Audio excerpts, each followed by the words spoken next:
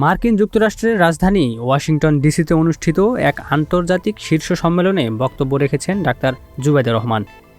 মঙ্গলবার মার্কিন পররাষ্ট্র দপ্তরে আয়োজিত fostering the future together global coalition সামিটে অংশ নিয়ে তিনি কৃত্রিম বুদ্ধিমত্তা বা এআই এর দায়িত্বশীল ব্যবহারের উপর গুরুত্ব আরোপ করেন।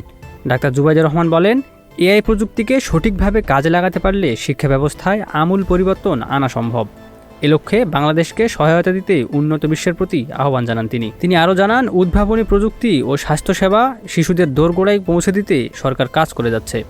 হোয়াইট হাউসের উদ্যোগে আয়োজিত এই 2 দিনব্যাপী সম্মেলনের উদ্বোধন করেন মার্কিন ফার্স্ট লেডি মেলানিয়া ট্রাম্প। এতে বিশ্বের 45টি দেশের ফার্স্ট লেডি, ফার্স্ট জেন্টলম্যান ও সমমর্যাদার নেতারা অংশ নেন।